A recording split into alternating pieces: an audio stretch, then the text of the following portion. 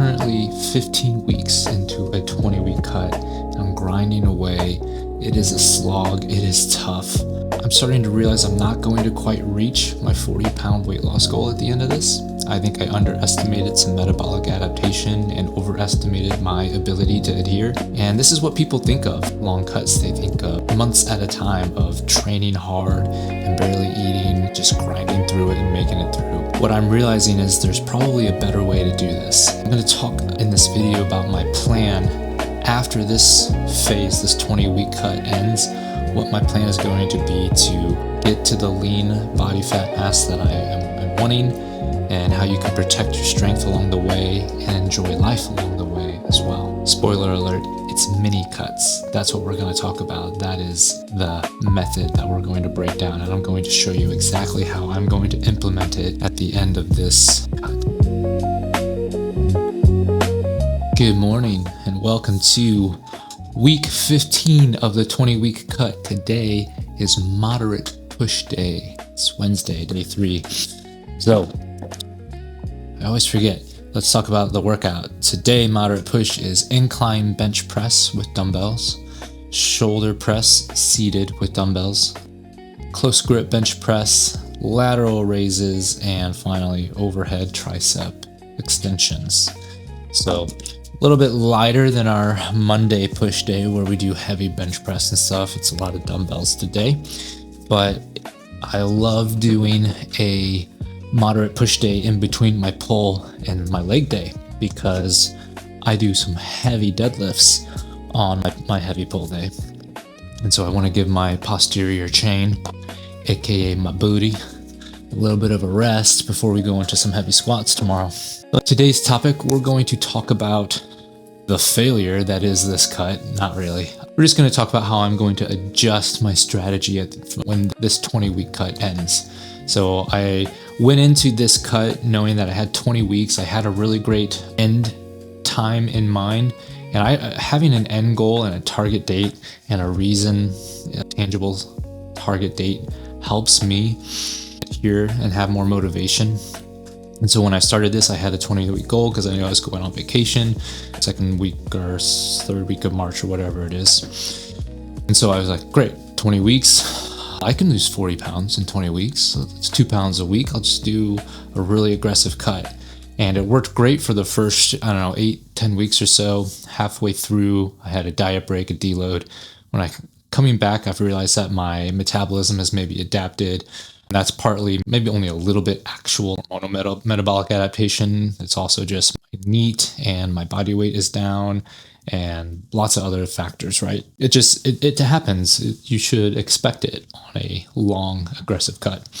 So I underestimated that, and because of that, and maybe even because I haven't been adhering to the diet as much on the second half, I'm not going to reach 170 pounds by the end, which was my original goal. So what's my plan going to be? How am I going to, I still want to get down to 170 pounds, but the realistic fact that I'm coming to realize is that I'll probably only make it to 180. Maybe I'll be lucky if I can get under 180. 175 would be a shocker, but really probably 180 is a conservative bet. And maybe even by the time I end the cut and end up at 180 and then do basically a 2-week vacation, because I have a work trip that'll be fun, and then I have a family vacation, I'll probably end up at the end of that at 185. But I still want to get down to 170. So how am I going to lose that 15 pounds after that?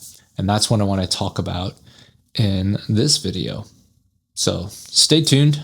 We will talk about the strategy for the remaining period of this cut, the vacation strategy, and then how I'm going to approach losing the remaining 15 pounds or however much is left after vacation. Be sure to stick around for the rest of the video because not only am I going to break down what my next diet phase looks like, I'm going to show you somewhere around when I do close grip bench press, which is what I'm doing now. I will show you how I use ChatGPT to help me plan my next diet phase. All right, let's get some warm-ups going. Starting with incline dumbbells. Got 45 pounds in each hand. Do like a dozen of these.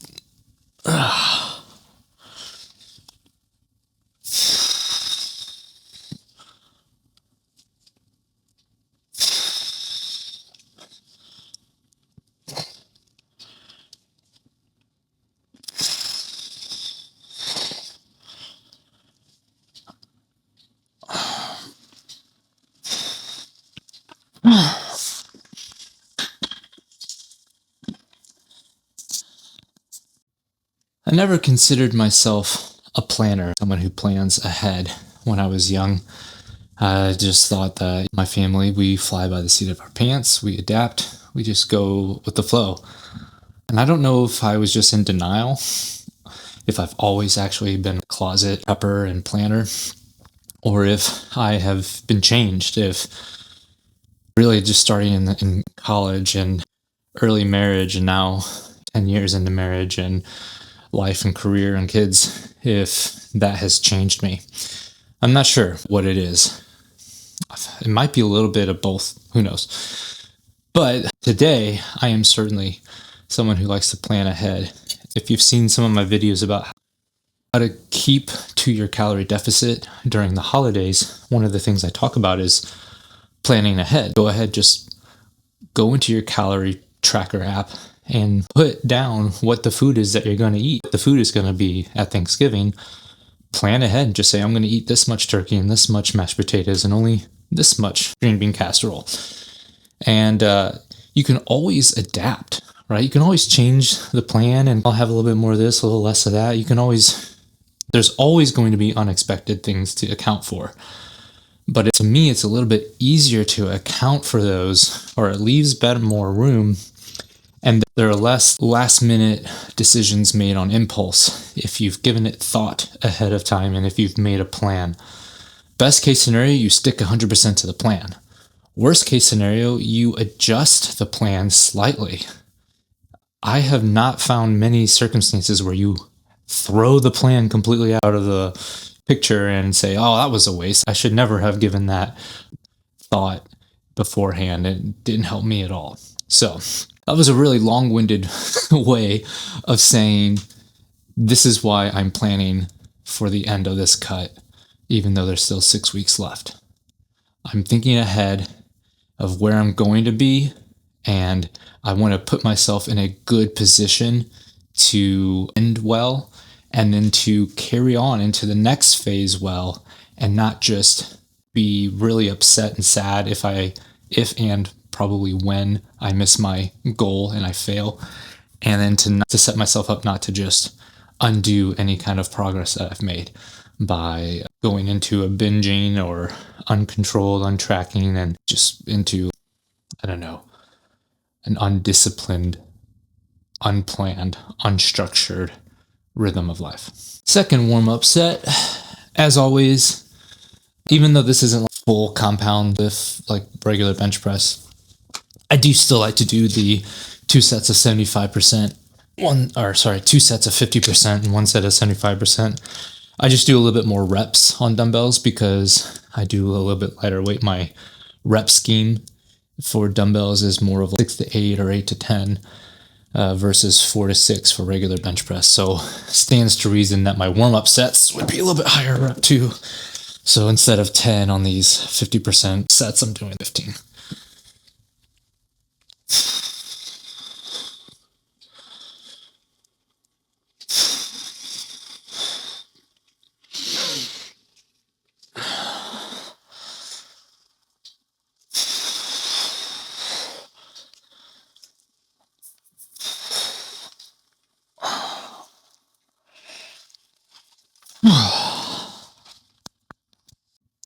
So what am I planning for? What am I expecting? And how do I know that? If you've seen any of my recent videos, I've talked about tracking weight and TDEE and how those change over time. And I've noticed that in my tracking of my weight, that my rate of weight loss has slowed down. And I've probably seen my TDEE drop from 2,900 to 2,500. And all roads point to, by the end of the 20-week cut, not being able to lose 40 pounds over 20 weeks. I think we'll probably be, if I started at 208 or 210, I've lost 20 pounds. I'm at 188 or something like that on average. So I think it might be realistic to certainly we'll hit 25, maybe 30 pounds. So is that math right? 210, 10 would be 200, 20 would be 190. So I think I've already lost over 20 pounds, 22 pounds. So I'll certainly get to 25, 30 pounds would be great. That'd be down to 180 or so. So that's still short of what my goal was. My goal was 170. So rather than framing it as a failure, I'm just looking like, great, I've lost 30 pounds. I will look a lot better than I did at the start of the cut. I already do. That's the reason why I take a video. I do a physique update every Monday after my push workout so that we can see week to week. And sometimes it's hard to see that difference from week 14 to week 15. But if I look at week 15 compared to week 1, there's a difference. All right, you can start to see that difference. So I'm not considering it a huge failure. What I'm doing is thinking, what's my next goal, right? If my original goal was 170, let's make that a new goal and let's reset the clock. Let's start a new cut and let's figure out a sustainable way and a healthy way to do that. Same goals, preserve muscle mass, as much muscle mass as we can, keep our strength up, don't feel like shit the entire time. These are all things that I'm trying to figure out how to do. And I'm looking back or looking at my current cut and thinking, what could I have changed or done differently? And so that's leading me to this idea of starting to do phased dieting, diet phases, or some people call it mini cuts or sprint cuts. So I've talked about it in some of my videos before, and I've hinted at maybe wanting to try it out. And today I've made a plan. I've talked with ChatGPT, my nutrition coach. Some of you hate that. Some of you might think it's a good idea and you want to learn how to do that. And I'm happy to talk up through my experience with it. So I'm going to talk about what the questions were, how I formulated the plan, and what exactly the plan is going to be. All right. Whoa, we've got third warm-up set.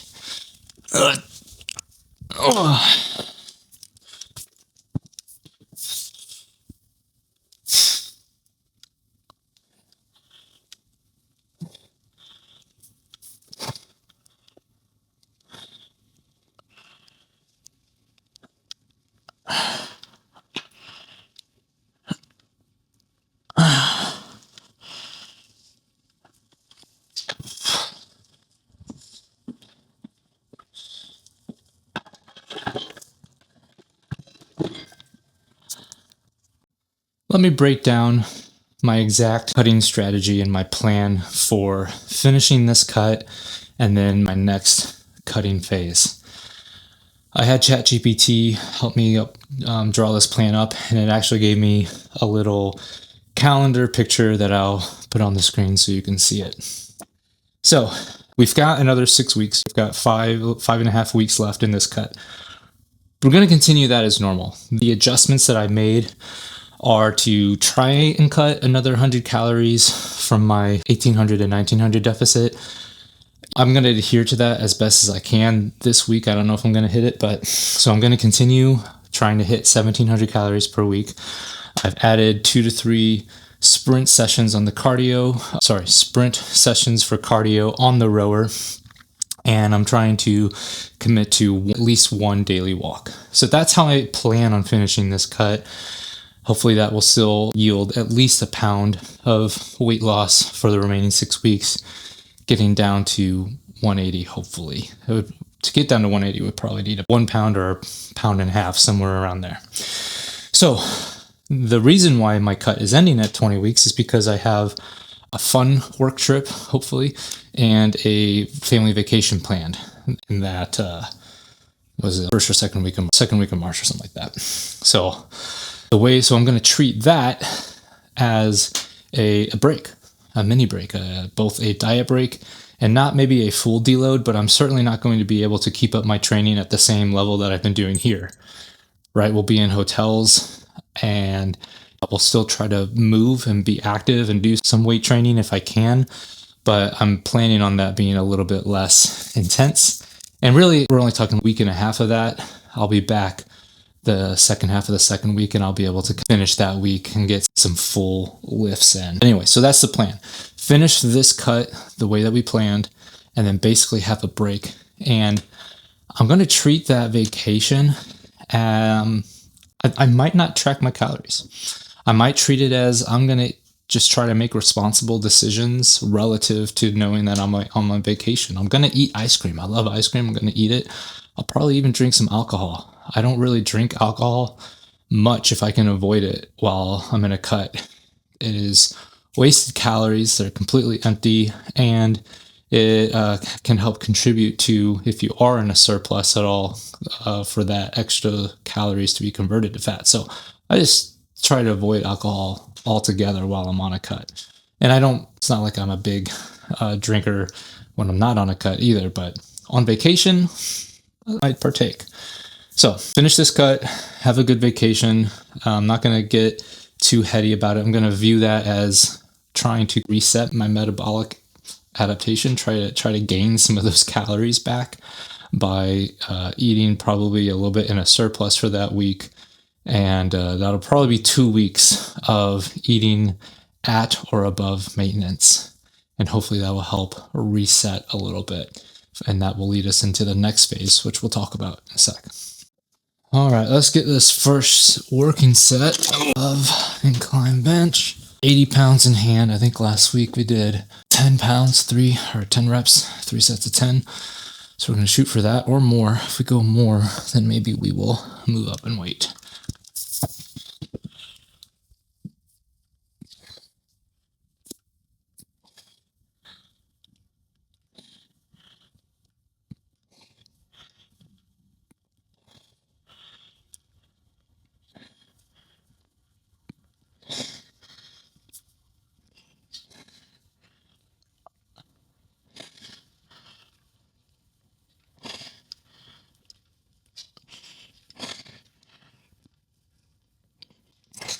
Yep.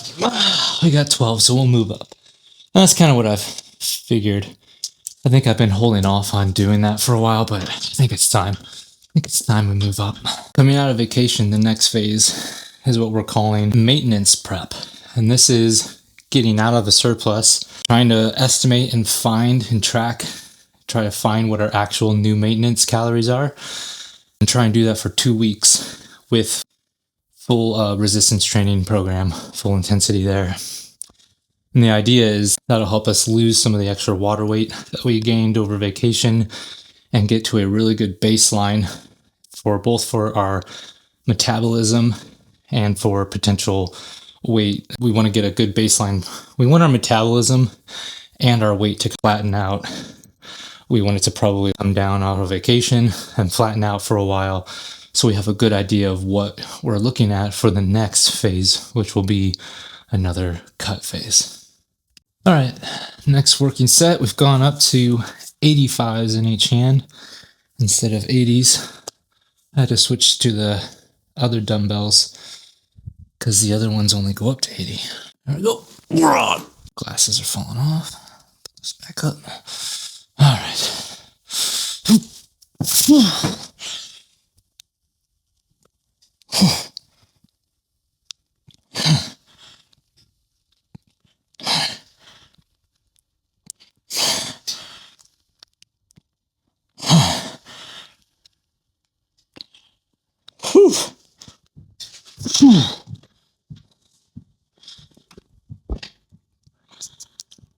Coming out of our maintenance prep 2 weeks, we're going to go into what we call a sprint cut or a mini cut for another 2 to 3 weeks, 2.5 weeks, however it ends up being. The reason that I am only doing 2 or 3 weeks there is because I have another vacation. I know you're like, do you ever work? You just go on vacations all the time? They just happen to be stacked up like this. This one was planned. The earlier one was a later edition, but it is what it is. And so I'm going to take advantage of that. So we will do a mini cut, and this is going to be aggressive, same as I'm doing now, like that 800 to 1,000 calorie deficit. So for me right now, when I started this cut, that was like, okay, 1,800 calories on average. I'll be interested to see by the end of this cut with my new lower body weight, and then a vacation of a surplus, and then maintenance for 2 weeks, what my new maintenance calories will be. Will I get back up to 2,800 or 2,900? That would be great. Certainly better than maintenance being 2,500 calories, which is what it is about right now. So we'll do that and hopefully lose 1 pound to 2 pounds, somewhere around there in those 2 weeks, which will then put us into the next vacation that we'll talk about here in a second. Last set, incline press. Balance fell a little bit off on that. I'm going to try and get more in the middle of these this time. Scooch my glasses up. All right.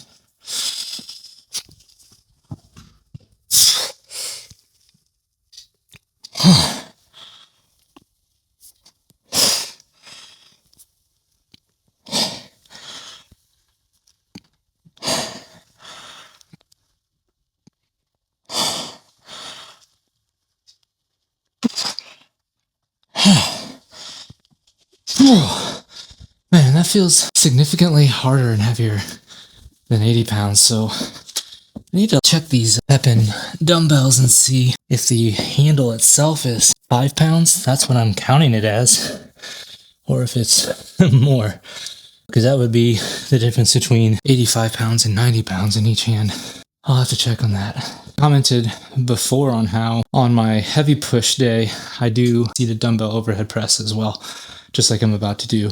And it feels easier. I can do more weight, more reps. And I think I figured it out just now. It's on heavy push day, I'm coming out of just regular bench press, which is going to be more pecs. On the moderate push day today, I'm coming out of incline bench press and with dumbbells. So I think that's the difference, right?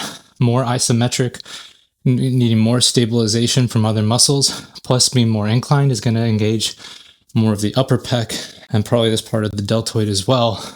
So I'm going to be a little bit more fatigued than coming out of regular bench press. So I think that explains that. The next phase is pretty easy, pretty self-explanatory. It's another vacation. We're treating it exactly the same. We're going to be at or above maintenance, right? And I typically do like to keep up my training during this vacation. It's usually like a beach vacation and I can find a gym that I can go to. So I do typically like to at least keep my push, pull, and leg day. If I don't do, at least try to get 3 workouts, even if I don't get a full 5 workouts. So I think I'll commit to that probably. But it'll be very much enjoying and very much a little recovery from the previous 2 to 3 week cut. And we'll come out of that. Let me look and see how we're doing this, and we'll talk about it. All right, let's get these overhead presses.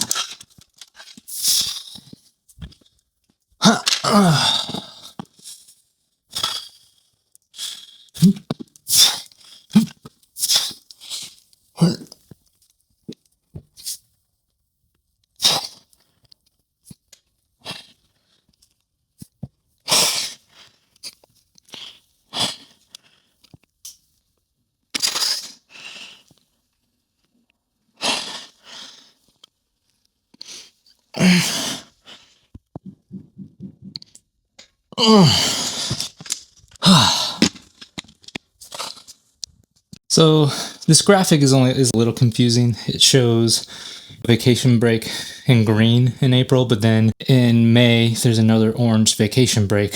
It's the same thing. I don't know why it has them separated. So out of the vacation break, we go right into the sprint cut number 2. And that's really just the start of a more consistent diet phasing or mini cutting, because I don't have any other vacations planned. So I can commit to some cycle, and haven't decided exactly what it'll be, but something like 2 at the minimum, but maybe 3 or 4 weeks of an aggressive cut, 800,000 calories, and then probably 1 to 2 weeks of diet breaks in between. So again, I haven't really nailed down exactly what rhythm will work for me. A lot of it can be based off of how you feel. So if I'm 2 weeks into aggressive cutting and I don't feel like I can do another week, then I'll take a break. I'll probably only take 1 week. If I do 3 or 4 weeks and I feel like I'm doing well, then I might take 2 weeks of a break. The longest mini cutting phase that I would probably do would be 6 weeks. So 4 to 6 would be on the longer side. And that would definitely be a full 2 week diet break in between. So this will take longer than if I did the same deficit for that same amount of time. So let's say I do 16 weeks. If I was going to cut aggressively for 16 weeks, you could potentially lose, quote, 32 pounds. That's not my goal. I'm not trying to do that. I'm just saying this same approach will probably have 2 to 3 diet breaks in between there. So it would probably be more equivalent to losing a pound a week. So probably lose 16 pounds over 16 weeks, knowing that some of those weeks I'm losing closer to 2 pounds a week, and some of them I'm not losing any weight, but ideally I'm not gaining fat. Any weight gain that you see in your diet breaks is going to be glycogen restoring and water weight coming up. But then if you're only at maintenance, you're not putting on any fat. So I'm going to try this mini cut strategy, and we'll see how it goes. So that rhythm that I just said, that 16 weeks is probably will be close, because I'll probably have another 15 pounds to lose, I would imagine, if not more. So I would think coming out of the end of this cut, having a vacation, maybe lose a couple of pounds between vacations, have a vacation, and then probably have at least 10, probably 15 or more pounds to lose. And that'll probably take another 15 to 20 weeks, because I'll be not going with the slow and steady approach of 500 calorie deficit. I'm going to go for aggressive phased dieting with, or also known as mini cuts, with some diet breaks sprinkled in between. Second set, red press.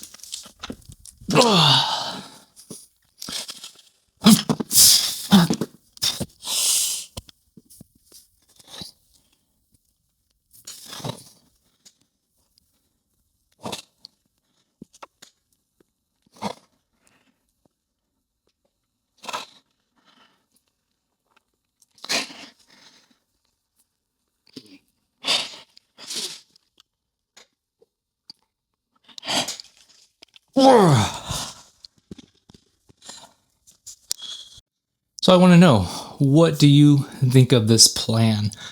Does it sound like a good idea? Is it something that you've tried before? Have you done mini cutting? What has been your cadence? 2 weeks on, 2 weeks off? That's what the famous Matador study that kind of proved this out. That's what they did. They did 2 weeks heavy, aggressive cut, and then 2 weeks at maintenance. And they compared that to the other group that just did a deficit the whole time. And they found that the cycling group actually lost more weight, as much or more weight, and they contributed mainly to better adherence, because the breaks helped them go back into the cutting phase with a little bit more discipline. So 2 weeks on, 2 weeks off, but I've definitely seen pretty common for people to do 3 or 4 weeks on with a week or 2 off. And then there are people like, I think Elaine Norton is big on 4 to 6 weeks on with 2 weeks off. So curious what has worked for you, if you've done it in the past, or have you avoided it? Do you just stick to a mild cut, 200 to 300 calories, and just do that for a long period of time? And have you found that that works better for you? Is it easier to adhere if it's a lower calorie deficit? That's something that I have done a little bit before, and maybe I'll try it again, but it seems harder for me because I like to see progress. And even at 1,000 calories, even 2 pounds per week, still looks slow to me. So it's a little bit harder for me to just commit to only losing ½ pound a week for 6 months or whatever it would take. So I don't know. But have you found something that works for you? What is your cadence? What does it look like? Any gaps or holes in my strategy that you want to poke? Leave it in the comments. Let me know. All right, last set of overhead presses.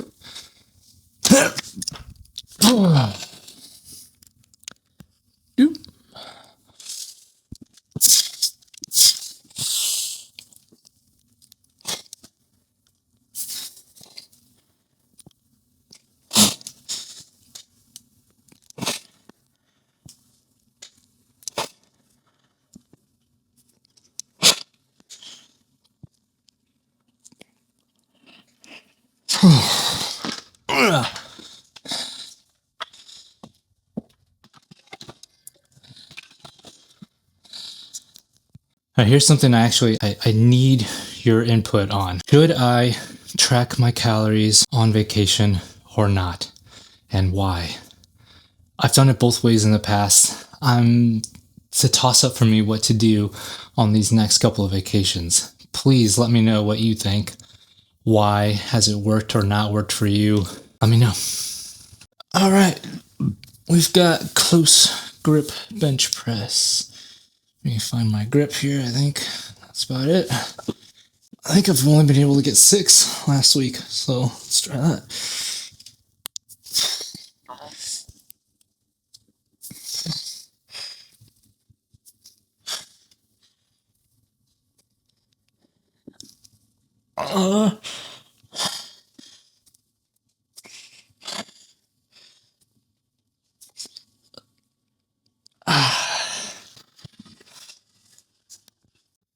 So we've talked about what exactly my plan is. Next, I will tell you how I came up with this plan using ChatGPT.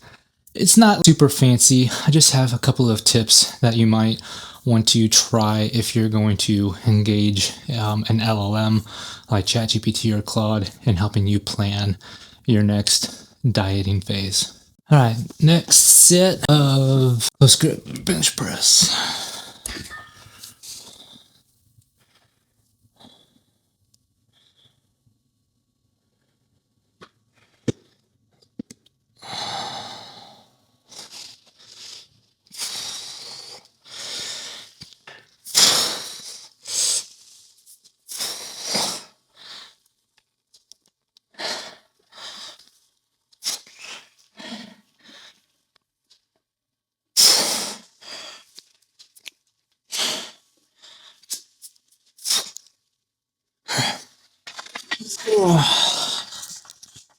The thing I love about ChatGPT and other LLMs is that they listen to you and they will take your advice and they will take your input and give you what you want. They're trying to please you. They're looking for positive affirmation. That's also the number one thing that I hate about ChatGPT and LLMs is they will lie and hallucinate and just tell you things to get your positive affirmation. So the tip that I have to counteract that is to regularly have ChatGPT check its work. Say, hey, this plan sounds great. Can you check it against best practices? Do you have any documentation or research that backs this plan up? Double check your work. Is there any math involved in this? Can you rerun the math? Are there any other alternative algorithms or methods that you can apply to double check your assertions? So yes, it can hallucinate, but it'll gladly go back and redo things and check things against if you give it context for what you want it to check against. So it will lie to you, but you can have it double check to see if it is lying. And that works most of the time, I have found. Not 100% guaranteed, but I love having ChatGPT show its work, give me links to affirm that and check it myself and follow up. My last set of close grip bench. Let's see if we can get 6 again. It's getting harder.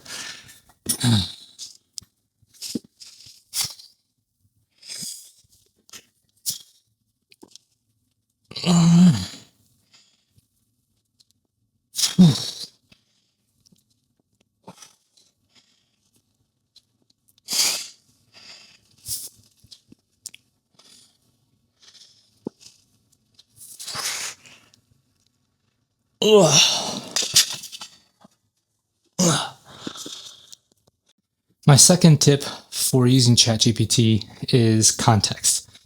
Context is king when it comes to LLMs. The more context you can give it for the problem you're trying to solve, the better your answer will be.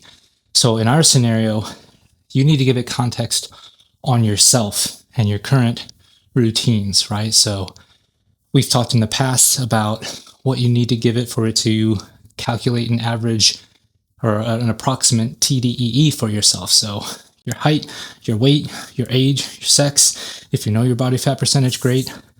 Your activity level, do you resistance train? What is your programming look like? Do you do cardio?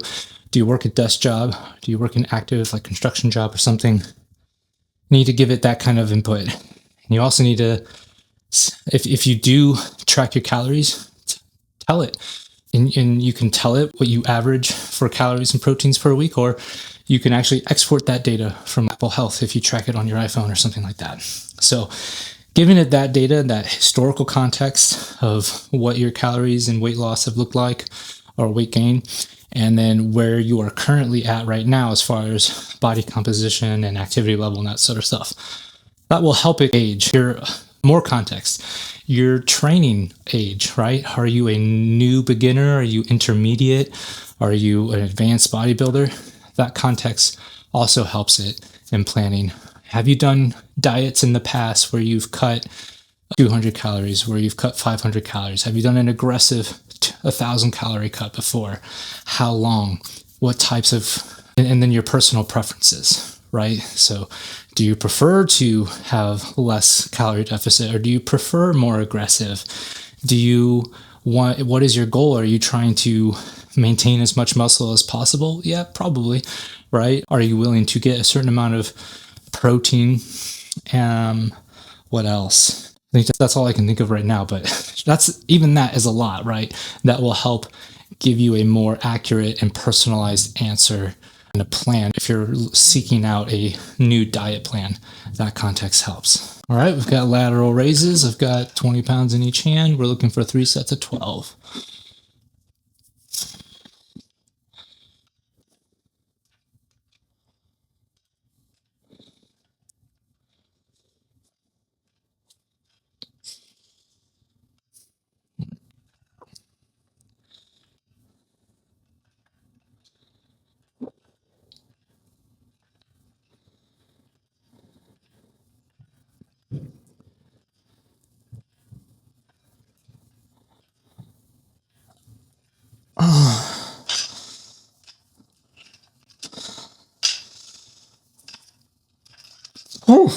So those first 2 tips will take you a long way into getting good results with ChatGPT. That's how I started. I basically gave it my context, which it had some of that stored from past conversations. You know, my TDEE, the fact that I'm currently in a cut, the fact that I've had some metabolic adaptation. I'm probably not going to reach my goal. I gave it the dates of my vacations, and I said, so I said something like this: I'm looking to change my cutting approach at the end of this first cut. I have a couple of weeks of vacation. I want to explore diet phases or mini cuts, diet breaks, that sort of thing. What does the research show would be an effective cadence or strategy for implementing that if I want to lose another 15 pounds? And that's basically where the conversation started for me. And then there's some more feedback, some more back and forth about the rate. So it originally suggested like a 300 to 500 calorie deficit on my cutting weeks. And I have a preference. I mentioned earlier, when I'm cutting, I like to be aggressive. So I said, let's go ahead and shoot for 800,000 calories. I think that's doable for me. And I feel like I see more results that way. And then we talked about the length, the cadence. It brought up the Matador study that was 2 weeks on, 2 weeks off. We talked about Norton suggesting 4 to 6 weeks on with 2 weeks off. And so we landed somewhere between, whereas 2 weeks of a minimum, but maybe 3 or 4 weeks. And then with the caveat that we can always adjust. We can always end the sprint cut, the mini cut. We can always end that a little bit sooner and do maintenance for a little bit, or we can extend it if we're feeling really good. So that's how my conversation with ChatGPT went, and how I got into the broad picture of the strategy that I'm going to implement. All right, second set, lateral raises.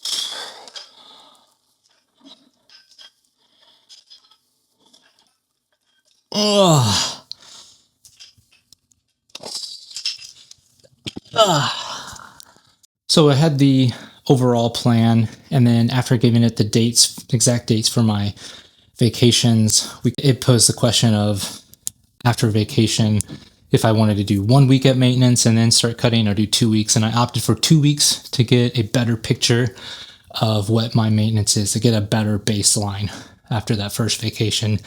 And then we opted after the second one, since it's only 1 week and we will have done a cut, to just view that as a 1 week diet break and go straight back into a deficit after that.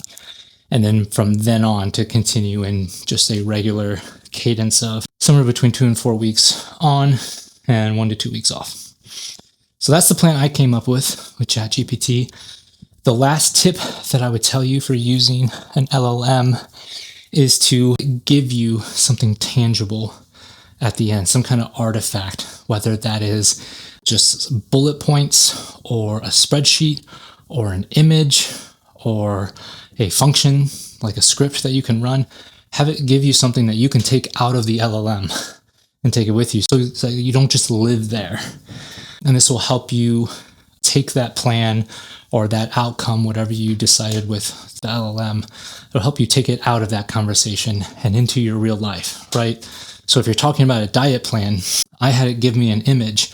I'll probably go back and have Claude give me a spreadsheet, and I may look into see if there's a way to actually export this or integrate this with my calendar that I use on my phone so that I can see it and readily see it. And maybe there's a way to integrate it with my calorie tracking app to adjust my targets as needed. I don't know, we'll see. But that's what I need. I need to get out of the LLM eventually and into real life and into applying the things that we just talked about. So my final tip is don't live in the LLM. Make sure you get what you need and take it out, extract it and apply it to your life. Because otherwise you're just, I don't know. I can think of some bad words and some horrible metaphors but you're just twiddling your thumbs, right? Take action, I guess is what it comes down to. All right, last set of lateral raises.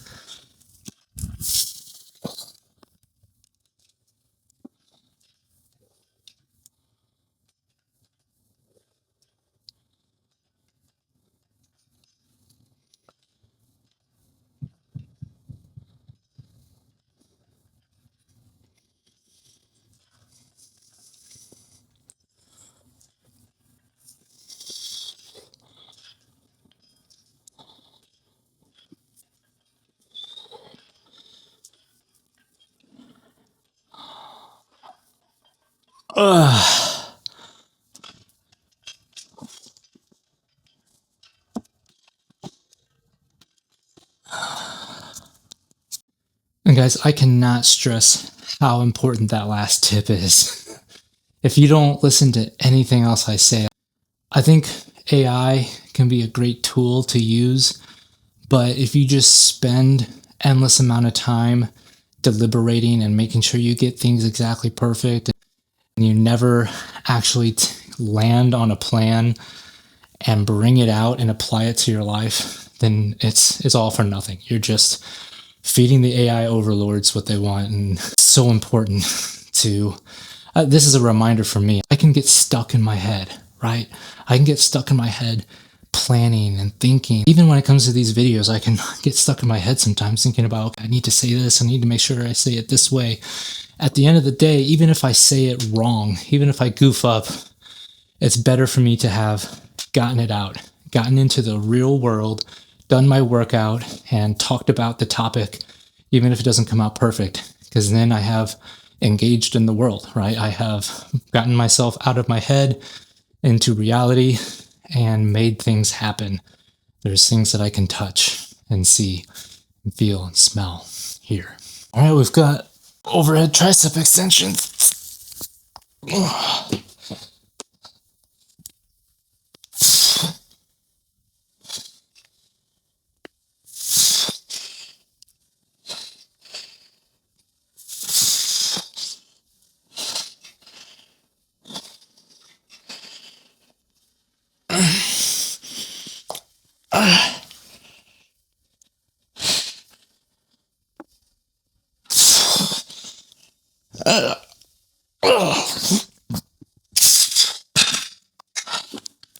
We've got one more set. tricep overhead extensions. Stick around after that. We will do our daily check-in. I do this every day. I show you what my weigh-in is for the day, what my weight trend looks like, what my calories and protein look like the day before. I want to give you a peek behind the curtain into how I'm actually meeting or not meeting my calorie and deficit goals. So stick around for that. And as always, if this video has been helpful, please consider liking and subscribing to the channel. I'm trying to put out one video for every workout I do for at least the remainder of this cut, which there are 5.5 weeks left of. So plenty of opportunity to get more content. If you have ideas for a video topics, if there's a question about fitness or nutrition that's nagging at you, drop it in the comments. I'll see what I can do. All right, last set. Let's go. Come on, straighten out.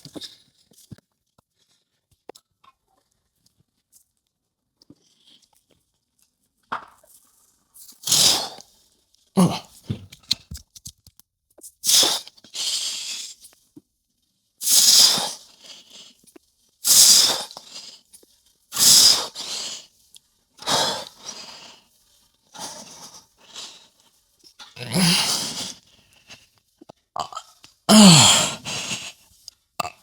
Oh, man, just getting that up and down is a workout in itself. That's it for the lifts. Let's do our check-in. All right, our check-in for today. We weighed in at 186.7, a little higher than I'd like to be. I am grateful that it's under 187 though. And we'll see it in a second. It's the reason it's probably just all going to come down to calories. Monday, 2352, yesterday, 24. So really what it comes down to is I've been giving myself a little mini diet break here. 24, I guess it's not accurate. My Apple Health must not have synced quite correctly. I'll have to go in and probably edit that. Should be 2000, which is still a little bit higher, right? I'm shooting for 1500 a day, knowing that I'll go over some days and hopefully it'll average out to 1700, but still, if 1700 is the goal for the week, having a 2,000 calorie day is obviously higher than that. Decent dish, not great protein, 147 grams. I like to hit 10 grams of protein for every 100 calories. This is not quite that. Let's see where we got off. Oh, actually, I know. Breakfast, obviously just the coffee. We had some pretty decently lean chicken, which I had in the protein red pepper hummus. Was a wrap. So that was like a little burrito I had. Had some jerky while I was waiting for that to cook. Some popcorn while I was waiting for it to cook. An orange and an apple. Fine. Pretty decent little lunch. Dinner. Chili with some crackers. Fine. Snacks. Here's where it is. Had these caramel rice snacks, which are all carbs. That was earlier in the day. Still not terrible. They're pretty low calorie. My peppermint gum as always. I did indulge in a little dark chocolate sea salt caramel that I got a package for my wife, and then I couldn't say no to one. A Greek yogurt earlier in the afternoon, which is fine. I had my handful of goldfish, which I need to stop doing that because it's not helping. And then again, I did this the other day too. I had 2 little dark chocolate things. I've just been craving something sweet, I guess. So if I can cut out the goldfish and the crackers, that's 300 calories right there. That'll put me back down to 1,700 calories. That's what I need to try and do today. If I can still get 1,700 calories and get closer to 150, 160 grams of protein, that would be success for today so that I can continue on this cut and be losing, even though I'm not losing a full 2 pounds per week anymore, I still would like to be losing over a pound. Somewhere between 1.2 to 1.5 pounds would be acceptable for me at this point, because then if I can keep that rate up, then I should be able to drop below 180 by the end of the cut.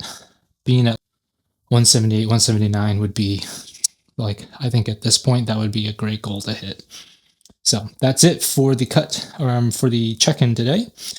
Hopefully that's helpful for you. I think it would have been for me when I was first starting out to see exactly what someone ate and how they tracked their food and why they tracked their food and what their goals were. So be sure to stay tuned for the rest of the cut. We still have another 5.5 weeks to go, folks. And as always, thank you. See you next time.